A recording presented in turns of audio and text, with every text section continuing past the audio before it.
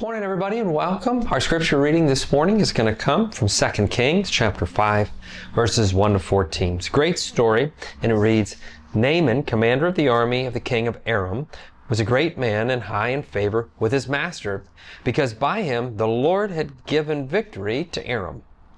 The man, though a mighty warrior, suffered from a skin disease. Now the Arameans, the Arameans, on one of their raids, had taken a young girl captive from the land of Israel, and she served Naaman's wife. She said to her mistress, "If only my Lord were with the prophet who is in Samaria, he would cure him of his skin disease." So Naaman went in and told his Lord just what the girl from the land of Israel had said. And the king of Aram said, "Go then, and I will send along a letter to the king of Israel." He went, taking with him 10 talents of silver, 6,000 shekels of gold, and 10 sets of garments. He brought the letter of the king of Israel, which read, "When this letter reaches you, you know that I have sent you my servant Naaman, that you may cure him of his skin disease."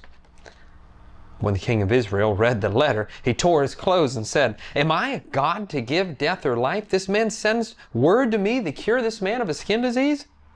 Just look and see how he's trying to pick a quarrel with me."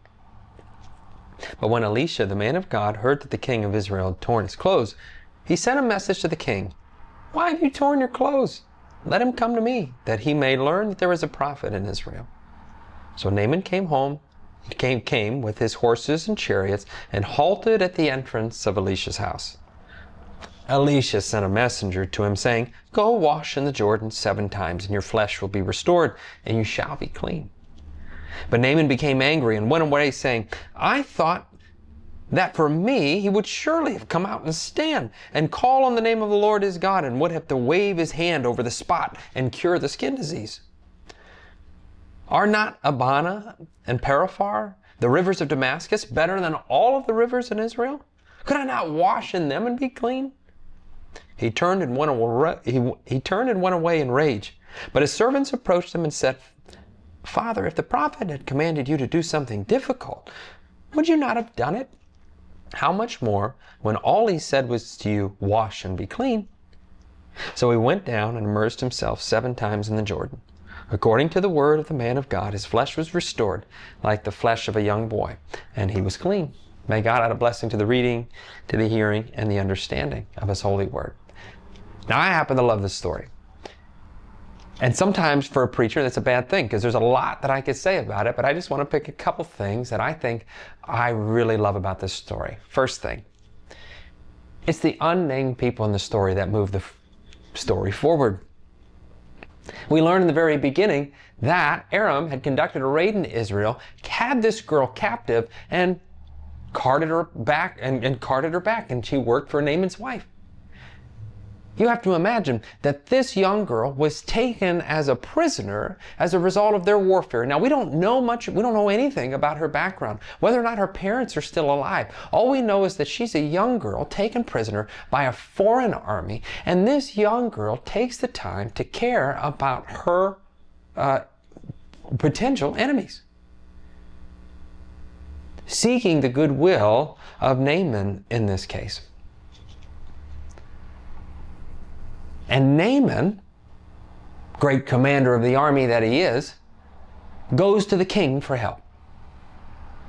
The king then sends a message to the Israelite king, who is upset because he doesn't want to get invaded again, and thinks that the king of Aram is calling him to do this impossible thing, and to thinking that he's sending his servant Naaman to him, and when he is not healed, that he'll invade him and punish him again.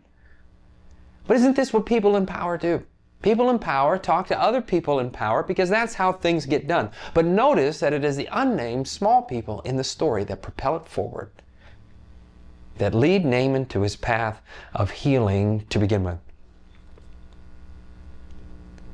The story of Naaman fascinates me because the people that move this story, the people of the God that he works through, it's the little people in this story, even the unnamed people in this story, that are the heroes to the story.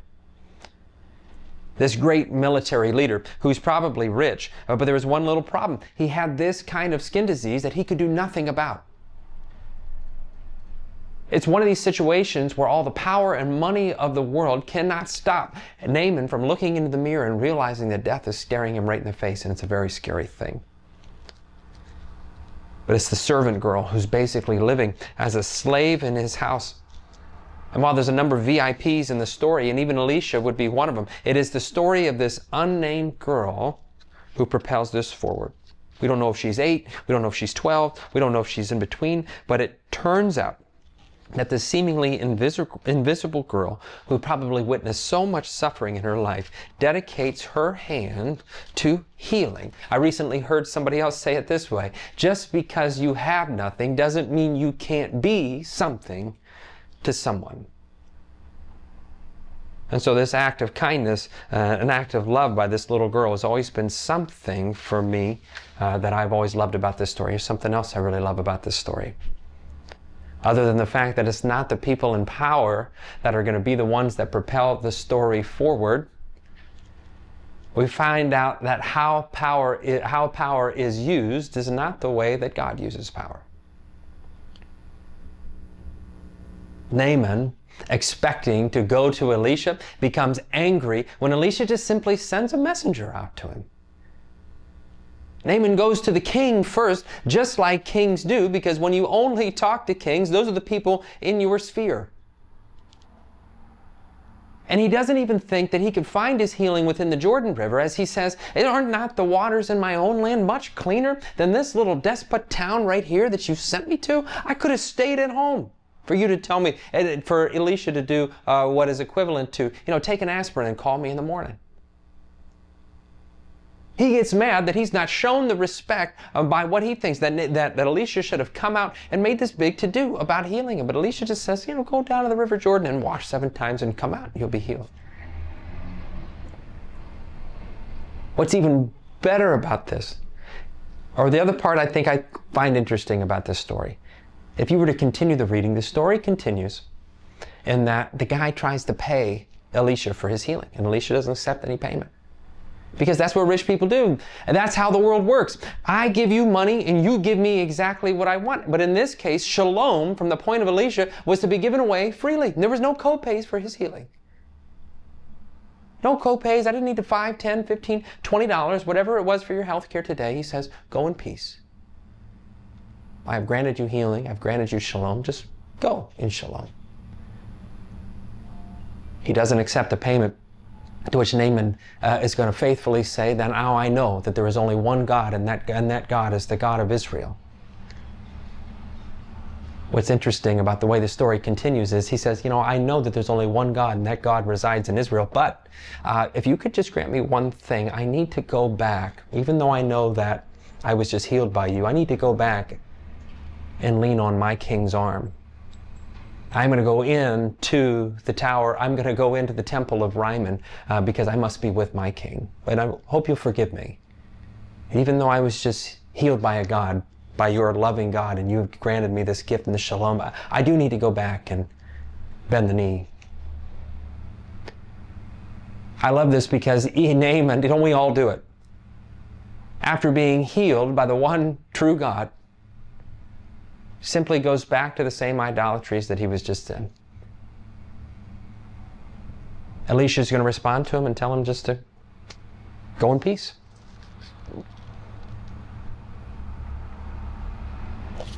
Don't we all? Have you ever been in a time in your life where you've prayed for God to deliver you from something, and He did, and you're excited? You're excited and you're thankful, but we all know that it only lasts a certain amount of time. A certain amount of time before we often just get set back into our ways.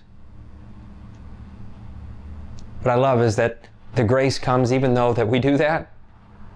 It didn't stop Naaman from being healed to begin with. Naaman thinks that the kind of power that the gods would issue would come from the top down. But what he finds out is that God's love comes from the bottom up. Put better by Stanley Hauerwas, God's power, the gospel cannot come from the most powerful to the least, lest we believe its power comes from men.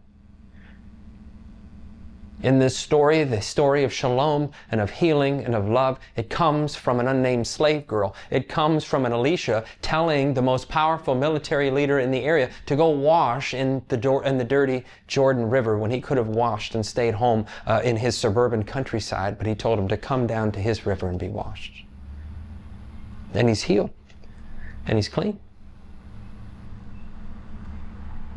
Oftentimes we go through all of our lives with this a sense of self-righteousness or self-importance that we cannot humble ourselves low enough to find God's presence in the places that we're not even looking. It's often those times when I'm doing well, when I feel like I have influence, when I feel like others love me in this particular kind of way, that I no longer need God, or I no longer need to look for Him. It's also, I like this story because it also is a direct reflection of the way that we know that the world just works sometimes. Where the rich and powerful folks in our country and the world seemingly are able to make deals and get things done for their friends or their spheres of influence, and those folks at the bottom are always seemingly left out. But in almost every instance, all throughout the Bible, we find God's presence among the everyday folks. Folks with no names. Folks who have been cast out, folks who have been left out, folks in the names of the unnamed slave girl, and in this case, the prophet Elisha, who offered healing to his enemy and never asked for payment in return. No co-pays. So I suppose my wish with everything going on in the United States and the world today, as our news continues to be just what it is, friends, is that there be some kind of peace wish and a kind of shalom that can be offered in this world amongst you, amongst your family, amongst peoples that perhaps don't disagree with one another, and we simply just don't ask for payment in return. We don't need to go back to the temple to lean on any powerful king's arm, because we lean on the everlasting arms of the one true King, and where we find our wholeness and our healing ourselves. We extend hope in healing in love, receiving no payment back, because we know that the arms that we lean on will outlast any of the arms of any kings or presidents of this day. So in that, friends, I invite you, continue to lean on the everlasting arms that are our Savior, Jesus Christ, and go in peace, and have a great week. And we'll see you back here next week.